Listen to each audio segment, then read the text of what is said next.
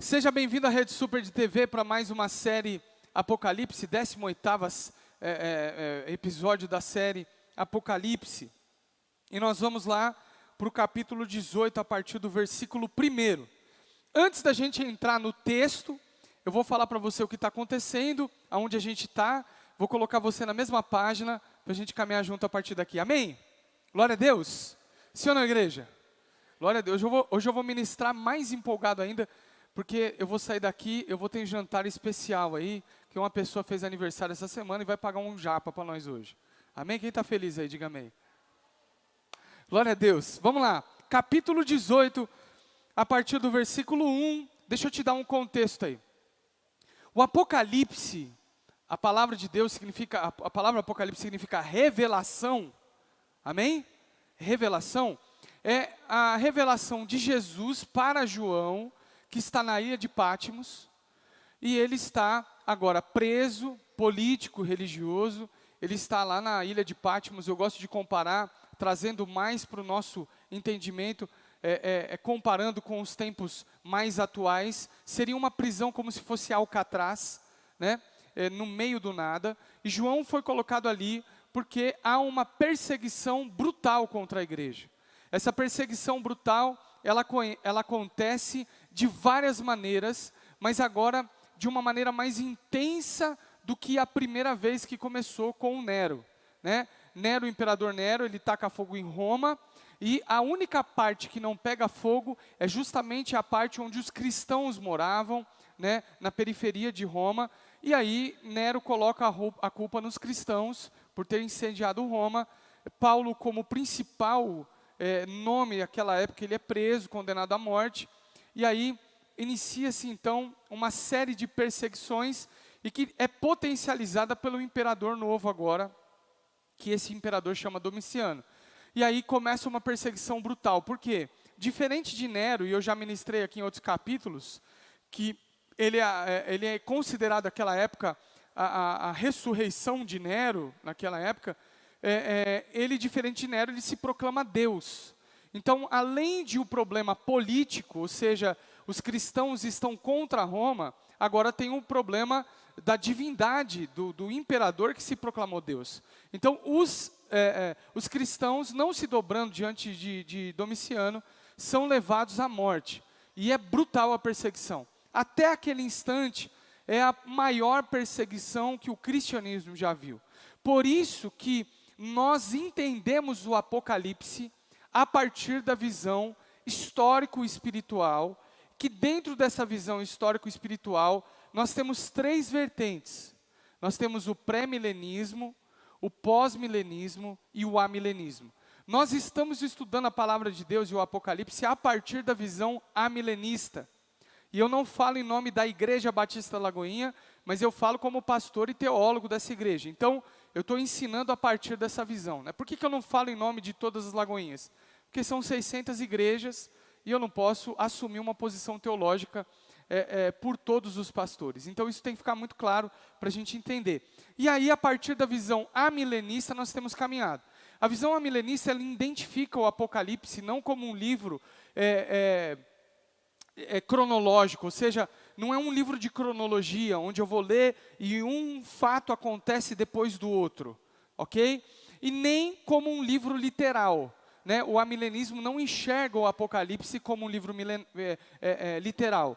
Então não dá para ler o Apocalipse de duas maneiras. Você não lê um livro, por exemplo, de romance, com uma visão de romance com uma visão policial. Ou seja, ele tem uma linha de escrita, assim como os livros da Bíblia, né? Você vai ler o Pentateuco de uma maneira, os históricos de outra. Você vai ler, por exemplo, os livros, os evangelhos com uma percepção diferente. E o Apocalipse nós não podemos ler nem como cronologia, nem como literalidade. Se eu entender como literal, então eu tenho que ter literalidade até o fim. E esse é um erro que, às vezes, algumas interpretações do Apocalipse são acometidas. Por quê? Porque aí, transformando em literal, começa a mistificar o Apocalipse. Então, a gente vai ler, por exemplo, besta que saiu do mar, a mulher montada na besta, nós vamos ver lá gafanhoto, a gente vai ver um monte de coisa lá, e vai pensar, nossa, o Apocalipse é isso. Aí vem em Hollywood, faz um filme, Deixados para Trás, E aí lá no Deixados para Trás você vê as pessoas, toda aquela mística em torno do Apocalipse. Então isso está permeado no nosso coração por conta dessa visão pré-milenista, dispensacionalista, que é do século XIX e mais difundida no Brasil. A visão histórica, que é o amilenismo, é uma interpretação mais razoável, ela é mais inteligível, digamos assim, ela é mais compreensível. E aí ela fala que o Apocalipse não é cronológico nem literal. Se ele não é cronológico, nós falamos então do Apocalipse como 7 dispensações. Presta atenção aqui que a gente já vai entrar no texto. São 7 visões acerca de textos e de atos, né, iguais, vistos de maneira diferente. Então já há algum tempo nós estamos vendo a cena do juízo final. Então a gente já viu a cena do juízo final, a partir do capítulo 9 nós estamos vendo isso de várias maneiras diferentes. Nós estamos no 6º paralelo, é o penúltimo paralelo, a gente vai entrar no 7º a partir de semana que vem, e é progressivo. Por quê? Porque a história se repete de maneira progressiva, cada vez mais intensa, até que de fato o derradeiro venha, e aí Jesus, então, ele retorna e a igreja é arrebatada. Então nós vamos entrar agora, nós vimos o capítulo 17, a figura da mulher montada na besta, né? O que é a mulher montada na besta, né? A gente já explicou isso semana passada. Você que está em casa pode assistir depois, através do link do YouTube da semana passada. Mas é a mulher como a cópia, Satanás copiando a maneira de Deus se portar e ser. Então nós vemos, por exemplo, a trindade satânica, tal qual a trindade de Deus. Nós vimos também, se Deus tem uma noiva, que é a igreja, Satanás tem a grande prostituta, né? Então ele copia, é similar aí as linguagens que ele tenta usar, é claro que de maneira completamente distorcida. Se nós vimos em Apocalipse 21, a nova Jerusalém, descendo ataviada como noiva para o Cordeiro, nós vamos ver a grande cidade, a Babilônia, figura de um sistema político, figura de um sistema de governo corrompido e destroçado. E a mulher como a figura do sistema religioso que traz prostituição, que promove o afastamento de Deus. E no capítulo 17 nós vimos isso, a queda do sistema de governo, a grande Babilônia, e dessa mulher também, da destruição dessa mulher. E aqui, meu irmão, no capítulo 18, nós vamos ver também com mais detalhes a queda da Babilônia, que é esse sistema político que nós estamos percebendo e vendo que cada vez fica mais intenso. É um sistema de governo que vai afastar, que promulga o afastamento das coisas de Deus. E lá no capítulo 18, a partir do versículo 1, ele diz assim, vamos comigo aí, em nome de Jesus. Depois disso, vi outro anjo que descia dos céus. Tinha grande autoridade, e a terra foi iluminada por seu esplendor. E ele bradou com voz poderosa. Ou seja, depois disso, viu um anjo, né? Então viu outro anjo. Novamente a figura de um mensageiro de Deus, trazendo uma realidade. Nós precisamos entender, não é literal um anjo trazendo algo, mas é a figura como uma informação de que Deus vai proceder de uma maneira. Nós já vimos isso em vários outros capítulos. E o que ele está trazendo? Ele está trazendo com grande autoridade, ou seja, é algo que ele foi comissionado, ou seja, há uma autoridade sobre essa cena, sobre esse ato, sobre esse algo que vai acontecer. E ele bradou no versículo 2, ele bradou com voz poderosa, caiu a grande Babilônia, e ela se tornou habitação de demônios, e antro de todo espírito imundo, antro de toda ave impura e detestável. Preste atenção, quando nós falamos aqui Babilônia, não é uma região geográfica, não é uma cidade, mas é um sistema de governo. Quem está comigo, diga amém. Não é uma região geográfica, um lugar específico no mapa, mas é um sistema de governo de regimento. Então, esse sistema, grande Babilônia, que promove promiscuidade, esse sistema ele cai então no juízo final, ou seja, há um colapso desse sistema. A tratativa desse sistema, ou seja, o objetivo desse sistema é nos afastar de Deus. E de que maneira ele promove isso? Transformando a nossa cultura, transformando a nossa maneira de pensar, transformando a nossa maneira de enxergar. Então, ele trata de manipular um povo. Por isso que nós vemos a figura, por exemplo, da besta com várias cabeças e chifres. Já falei isso aqui. Esse fato de ter várias cabeças é a capacidade que a besta tem de nos manipular. Então, nós devemos olhar sempre para o poder do inimigo, e não como um bicho pintado no século, na era medieval, com um dente, eu tenho falado isso todas as vezes aqui, com um tridente, etc. Mas a capacidade de nos manipular, é por isso que nós vemos a figura de várias cabeças em várias descrições da besta, do anticristo e dessas figuras satânicas. É a capacidade de nos influenciar, a capacidade de nos moldar, a capacidade de nos transformar. O Apocalipse de Jesus em Mateus capítulo 24 fala que se não fosse abreviado os dias, até os eleitos não suportariam, ou seja, se possível fosse, ele enganaria até os eleitos. É a capacidade de nos manipular, e a igreja está mergulhada justamente nesse cenário. O cenário hoje é um cenário de manipulação. Nós vivemos dia após dia manipulação. Eu falei na semana passada aqui de uma série ou de um filme que saiu numa agência aí de TV, né, de internet, que está falando sobre isso e sobre a atividade para a manipulação das pessoas. É claro, nós somos manipulados todos os dias. Há um sistema que nos manipula para nós aceitarmos mentiras e essas mentiras passarem a ser verdades dentro de nós. Isso na teologia chama-se relativismo. Quando nós misturamos verdade com mentira, e aí fica muito difícil da gente conseguir pegar.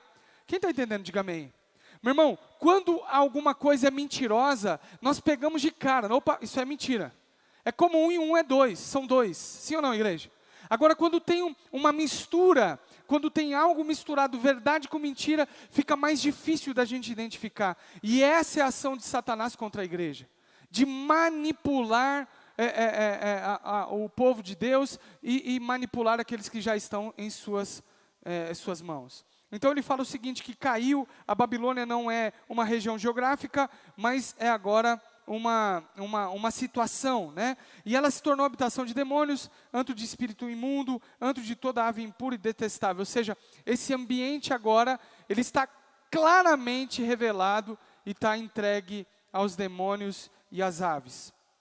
Versículo 3, é um texto um pouco extenso, eu vou precisar andar aqui. Pois todas as nações beberam do vinho da fúria da sua prostituição. Preste atenção, esse sistema, ele caminhou em todas as nações, e quando ele fala aqui todos os reis, né, todas as nações e os reis da terra, ele está falando sobre autoridades, nações, governos e sistemas. Então todos foram corrompidos por esse sistema, e de alguma maneira participaram, beberam do furo da sua ira, do vinho da sua fúria. Os reis da terra se prostituíram com ela. À custa do seu luxo excessivo, os negociantes da terra se enriqueceram. Ou seja, esse sistema afastado de Deus traz riqueza. Preste atenção nesse detalhe. Esse sistema afastado de Deus, de luxo excessivo, esse sistema de prostituição, ele traz o enriquecimento do povo. Então nós precisamos desassociar a riqueza de bênção de Deus. Nós precisamos desassociar da riqueza como algo assim. Não, essa é a bênção de Deus para o seu povo. Há um sistema hoje corrompido no meio da igreja, que diz que aqueles que são abençoados são prósperos, são ricos, quando na verdade, na palavra de Deus, nós nunca aprendemos isso. É possível sermos prósperos, é possível sermos ricos financeiramente e servirmos a Deus, sim, é possível, mas isso não é sinônimo exclusivo de bênção de Deus. Ou seja, passar por uma adversidade, passar por um problema, passar por uma luta não significa que Deus te esqueceu, que Deus te abandonou, que você está abandonado. Estar enfermo, passar por uma enfermidade não significa que Deus te esqueceu. Passar por um problema no seu casamento, na sua família, não significa que Deus retirou a mão sobre a sua vida. Pode ser que é herança de um pecado, sim, isso pode ser. Mas pode ser que você fale para mim, mas pastor, eu estou buscando a Deus, eu estou na melhor fase espiritual da minha vida e estou passando por um problema financeiro, estou passando por um problema familiar, estou passando por um problema de saúde. Eu quero dizer para você, Deus não nos abandonou. Quem está aqui, diga amém. Se você entrou aqui nessa noite e está enfrentando uma dificuldade, eu quero profetizar sobre a sua vida. Deus está contigo todos os dias, e essa presença, ela é suficiente para te preencher. Não são riquezas, não são tesouros, não é saúde, não é falta de saúde, não é presença de alguém, a presença de Deus, ela é suficiente. E aqui ele está falando que esse sistema enriqueceu muita gente. E lá no versículo 4 diz: ouvi então outra voz dos céus que dizia: saiam dela, vocês, povo meu, para que vocês não participem dos seus pecados, para que as pragas que vão cair sobre ela, não os atinjam. Presta atenção aqui. Durante muito tempo, e isso começou lá também na era medieval, a igreja compreendeu esse texto, saiam no meio dela, como se fosse possível alguém se retirar desse mundo, ou se isolar desse mundo. Daí houve uma explosão de mosteiros, de lugares onde as pessoas buscavam para se afastar desse ambiente. É uma espécie de monte onde Jesus foi orar e lá estava com ele, os três, e houve uma manifestação lá, onde apareceu dois personagens bíblicos. E Pedro então olha para Jesus e fala o seguinte: vamos ficar aqui no monte. Quem lembra desse texto aqui, diga amém. Amém? Quando Jesus sobe o monte para orar, leva 3 com ele, e lá aparecem Moisés e um profeta, e aí o Pedro diz para ele: vamos ficar por aqui. Não é essa ideia de retirar-se do mundo, não é isso. Mas retirar-se aqui traz a ideia de não participar do seu sistema.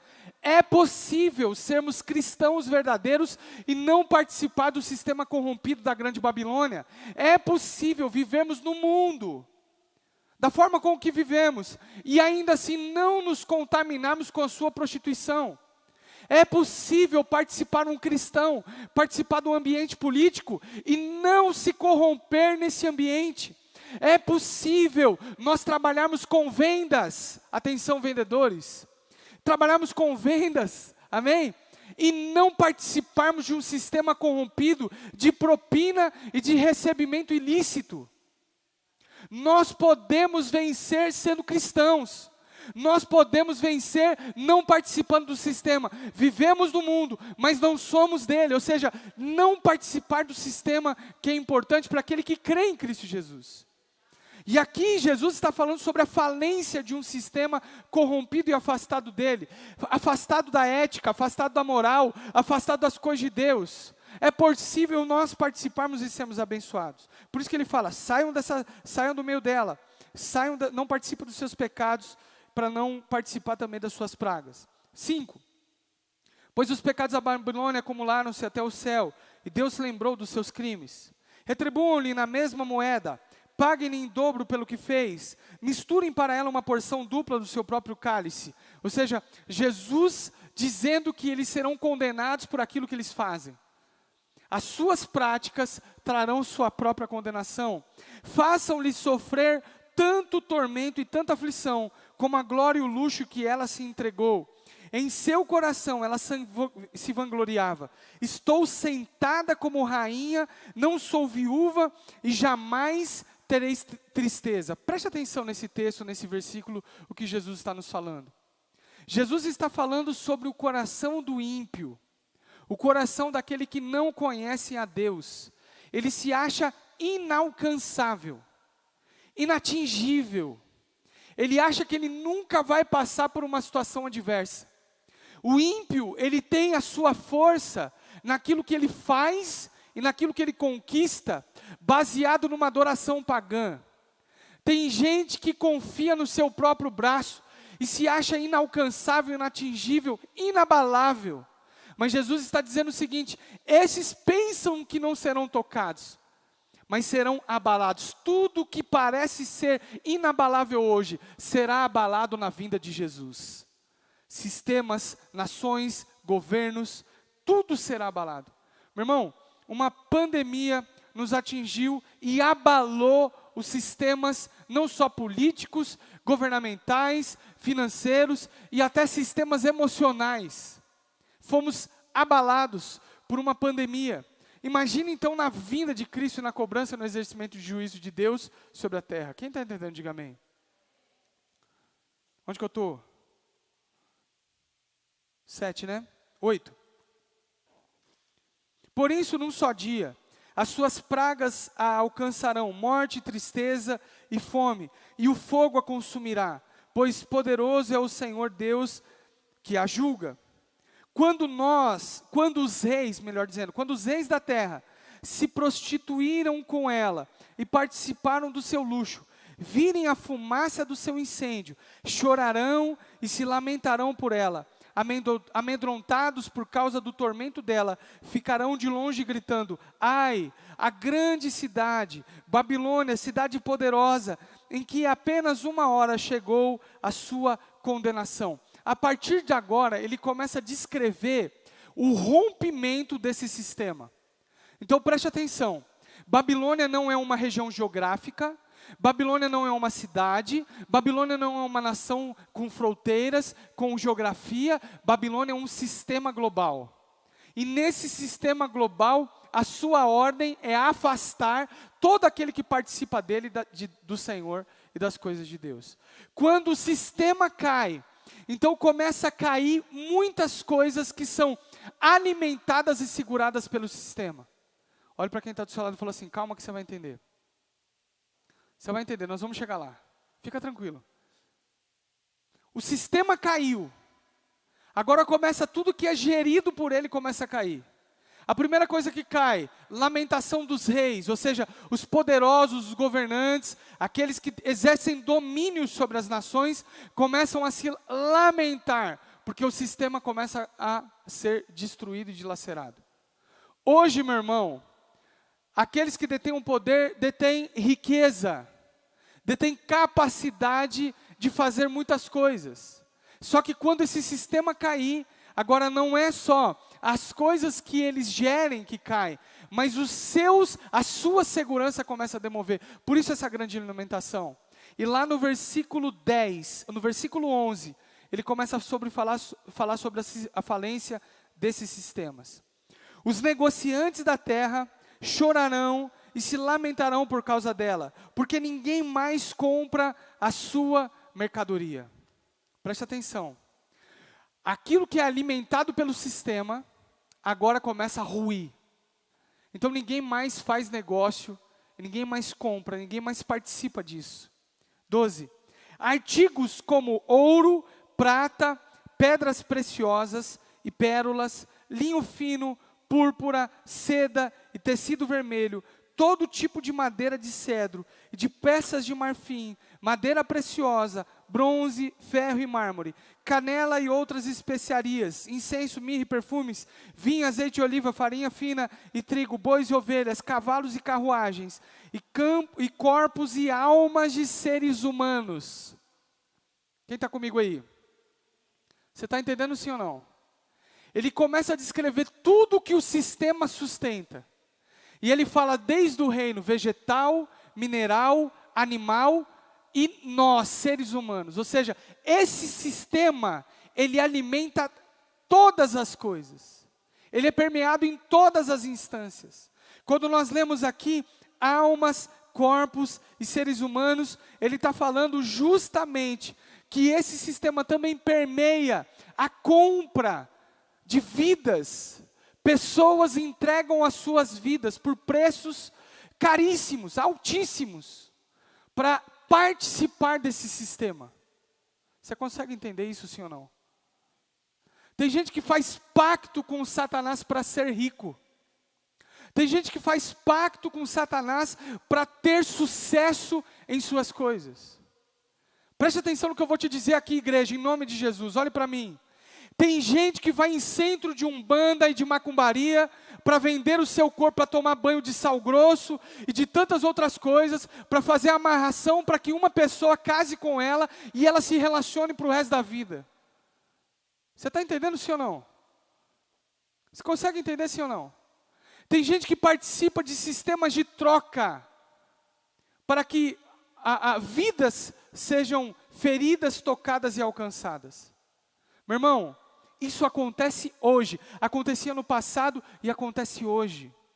Crianças são vendidas para outros países, para haver a prostituição infantil, para haver pactos com Satanás. Tantas outras coisas, isso está acontecendo agora. Então todo esse sistema, na vinda de Jesus, no juízo de Jesus, esse sistema vai cair em nome de Jesus. E nós vemos isso acontecendo agora. Nós estamos vendo, já acontecia, está acontecendo, vai acontecer até a vinda do nosso Senhor. No 14 ele diz, eles dirão, foram-se as frutas que tanto lhe apeteciam, todas as suas riquezas e todo o seu esplendor se desvaneceram, nunca mais serão recuperados. Os negociantes dessas coisas que enriqueceram à custa dela, ficarão de longe amedrontados com o tormento dela, e chorarão e se lamentarão, gritando, ai, a grande cidade vestida de linho fino, de roupas de púrpura e vestes vermelhas, adornada de ouro, pedras preciosas e pérolas. Em apenas uma hora, tamanha riqueza foi arruinada. Note a similaridade que ele traz das coisas de Satanás com as coisas de Deus. É a mesma descrição, uma descrição muito parecida da nova Jerusalém descendo do céu. Ataviada como noiva para o cordeiro, adornada, ou seja, cheio de enfeites, na restauração dos céus e da terra. Ele continua, todos os pilotos, todos os passageiros e marinheiros dos navios, e todos que ganham a vida no mar, ficarão de longe. Ao verem a fumaça do incêndio dela, exclamarão, que outra cidade jamais se igualou a esta grande cidade? Laçarão pó sobre a cabeça e lamentando-se chorarão, gritarão, ai, a grande cidade, graças à sua riqueza, nela prosperaram todos que tinham navio do mar, em apenas uma hora ela ficou em ruínas. Aqui Deus novamente falando sobre a segurança daqueles que acham que as suas riquezas estão na mão de Satanás, ou dos negócios, ou de outras coisas, né? Aqui é a palavra que nós temos que nos segurar. Tudo está nas mãos do Senhor. Aquele que crê em Cristo, ele não é sustentado por sistemas, por governos, não é sustentado por sistemas financeiros, ele é sustentado pelo Senhor. Quantos creem nisso aqui? Diga amém. 20. Celebrem o que se deu com ela, ó céus. E no versículo 20 em diante, nós estamos encerrando. Agora começa a celebração. Note que novamente Jesus vai propor aqui, através dessa revelação, uma polaridade. Eu tenho falado isso já há alguns encontros. Primeiro cenário, ele descreve a queda da Babilônia e o lamento daqueles que participam dela. Segundo cenário, diante da queda da Babilônia, a comemoração dos santos. Ou seja, existe um povo que não participa das suas prostituições. Existe um povo que entende a vontade de Deus. Existe um povo que se decide pelas coisas do Senhor. Que não se envolve com a prostituição desse mundo. Que não se envolve com a corrupção desse mundo. Que não participa das coisas caídas deste mundo. Antes, adora a Deus. Antes, ainda pelas dificuldades, adora e se entrega ao Senhor. Quem está comigo aqui, diga amém. Ele diz lá no 20, celebrem o que se deu com ela, ó céus. Celebrem, ó santos, apóstolos e profetas. Deus a julgou, retribuindo o que ela fez a vocês. Então um anjo poderoso levantou uma pedra do tamanho de uma grande pedra de moinho, lançou-a no mar e disse: com igual violência será lançada por terra a grande cidade de Babilônia, para nunca mais ser encontrada. O Senhor dizendo que vai haver um fim. Preste atenção no que eu vou te dizer a partir daqui. Eu sei que você estava prestando atenção, mas eu quero dizer com você da importância de você entender a vontade de Deus. Meu irmão, eu e você somos atacados todos os dias para que nós participemos desse sistema. Talvez você não consiga identificá-lo, e ele não foi feito para ser identificado. Ele foi feito para que eu e você, a partir do momento que nos envolvemos com isso, fiquemos embriagados. Tudo que nós vimos hoje de ataques contra a igreja, foi porque em algum momento o povo de Deus abriu um espaço para que algo acontecesse. Preste atenção que eu vou te dizer de novo. Tudo que nós estamos vendo hoje contra a igreja, contra o Senhor, contra as nossas vidas, foi porque em algum momento a igreja deixou de se posicionar e abrindo um espaço, nós somos atacados. Mas como, pastor, em qual área? Quando nós flertamos com o pecado. Quando nós passamos a observar o pecado e dizer que ele não tem nada a ver. Quando nós passamos a andar afastados de Deus, olhar para as circunstâncias que o mundo nos pinta e nós começamos a aceitar isso com tranquilidade. Não, participar disso aqui, todo mundo participa, por que nós vamos ficar de fora? Olha, mas fazer isso aqui, todo mundo faz, por que nós vamos ficar de fora? Olha, sexo antes do casamento, não, todo mundo faz, por que eu não posso fazer? Olha, participar de atividades que trazem abominação diante de Deus, está todo mundo fazendo, nós somos ser moderno. Meu irmão, você pode ser moderno em vários aspectos. Você pode ser moderno no cabelo que você usa, na roupa que você usa, na forma com que você porta, mas você não pode ser moderno e nem atrasado na palavra de Deus. Você tem que ser pontual. E a palavra de Deus a todo momento ele nos descreve, sim, sim, não, não. Isso é de Deus e isso não é de Deus. E o problema é que nós ficamos encantados com um sistema onde nós fomos aceitando. E hoje nós somos atacados por aquilo que nós abrimos espaço em algum momento. Alguns anos atrás, 10, 15 anos atrás, nós vivíamos um outro momento de evangelho. Onde nós estávamos sofrendo um ataque direto da cultura, e nós fomos recuando, abrindo espaço, com medo de nos posicionar. Eu tenho pregado isso e vou continuar pregando, porque é isso que o Espírito Santo de Deus está me falando. Se posicione como cristão. Se posicione como cristão. E se posicionar como cristão não é ter medo. Ah, não, eu não vou falar, eu não vou me posicionar porque eles não vão me aceitar. Cristão não foi feito para ser aceito pelo mundo, mas ele foi recebido por Deus. Quem está comigo, diga amém. Ah, não, se eu me posicionar aqui, eu não vou ser aceito, eu não vou ser recebido. Nós não fomos feitos para ser aceitos e recebidos por homens, mas nós somos gerados e concebidos para ser aceitos e recebidos nos céus. Talvez vamos desagradar alguém. Talvez na nossa atitude de cristão, no nosso posicionamento, nós feriremos alguém que está do nosso lado. Talvez a sua posição de cristão pode trazer afastamento de alguém que é muito próximo de você, mas não abra mão daquilo que é inegociável. Eu não estou falando de coisas simples, meu irmão. Não estou falando de vestimento, de roupa, de cor de cabelo. Não estou falando de nada disso, não. Amém? Não é esse posicionamento radical que às vezes a gente vê, espiritualista. Meu irmão, teve um dia que eu preguei aqui com o celular, que eu esqueci minha Bíblia no carro.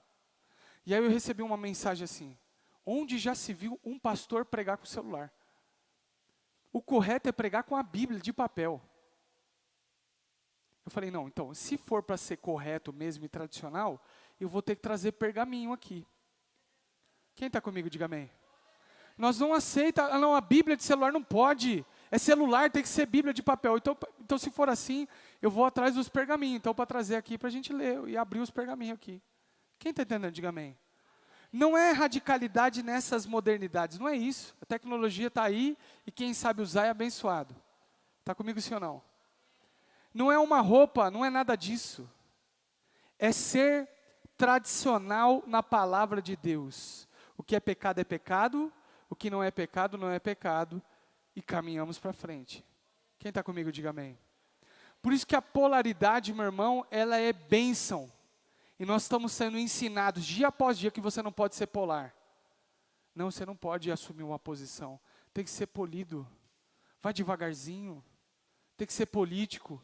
Agrada a todo mundo. Não se posiciona. Senão você vai ferir aqui e vai afastar a gente de lá. Deixa eu dizer algo para você, meu irmão. O mundo está cansado dessa balela. O povo está com fome da palavra de Deus. O povo está com fome de ouvir a verdade do Evangelho. E quando você prega a verdade do Evangelho, as pessoas se convertem. Não é para agradar você, não é porque você é bonzinho, não é porque eu sou bonzinho, não é porque eu sou legalzinho, não é porque eu sou crente moderno, é porque a palavra foi ministrada, o Espírito Santo convenceu e a revelação da salvação aconteceu. Está comigo, sim ou não, igreja? Você pode ser moderno e pregar o evangelho raiz. Amém? E gente de terno e gravata pode pregar o evangelho Nutella. Mas o importante é você entender que a palavra de Deus não mudou. E isso que ele está falando aqui, celebrem. Vai ter um povo que vai para o céu e um povo que vai para o inferno. 21. Então, já estou aqui, né? Já falei sobre isso. 22. Nunca mais se ouvirá em seu meio o som dos arpistas, dos músicos, dos flautistas, dos tocadores de trombeta. Nunca mais se achará dentro dos seus muros artífice algum de qualquer profissão. Porque ele está falando o seguinte: cadê a festa da Babilônia? Cadê a celebração desse sistema? Haverá um dia de silêncio absoluto, haverá um dia de luto para eles, não vai ter mais festa, não vai ter mais instrumento, não vai ter mais artífice. O que é o artífice, meu irmão? É o cara lá que faz as imagens de escultura, que faz lá os sistemas para serem adorados. Não vai ter mais isso, caiu. Nunca mais se achará diante dos seus muros, nunca mais se ouvirá em seu meio o ruído das pedras de moinho. Nunca mais brilhará dentro dos seus muros a luz da candeia. Nunca mais se ouvirá ali a voz do noivo e da noiva. Seus mercadores eram os grandes do mundo. Todas as nações foram seduzidas por suas feitiçarias. Nela foi encontrado sangue de profetas e de santos e de todos os que foram assassinados na terra. Esse sistema vai cair. E apenas um sistema vai prevalecer. E esse sistema se chama governo de Deus. Eu quero hoje, nessa noite, para você que está aqui, você que está em casa, trazer uma proposta. Talvez você viveu anos a fio permeado nesse sistema de vício, prostituição, afastamento de Deus, apatia das coisas do Senhor. Mas hoje o Senhor te propõe escolher um lado. Em Apocalipse, no capítulo 30, no capítulo 3, no versículo 20, diz assim: eis que estou à porta e bato. Se alguém ouvir a minha voz e abrir a porta, entrarei, cearei com ele e ele comigo. Quando o profeta João recebeu a revelação para a igreja de Laodiceia, ele não estava falando para pessoas que estavam fora da igreja. Lembre-se que o anjo do Senhor veio falar com a igreja de Laodiceia. Sabe o que ele estava falando, meu irmão? Que Jesus estava do lado de fora da igreja. E se a igreja ouvisse a voz de Deus e abrisse a porta, então haveria uma celebração. Nessa noite o Senhor está nos propondo uma celebração, onde você vai abrir a sua porta, abrir o seu coração, para que Ele ceie com você e você com Ele. E ceiar para o judeu, meu irmão, é ter intimidade. Quem está comigo aqui, diga amém. E o contexto da palavra que Jesus está dizendo, revelando a João, é: eu quero ter intimidade com aqueles que abrem a porta. Ter intimidade, ser um. O Senhor nos conhece nós precisamos agora conhecê-lo.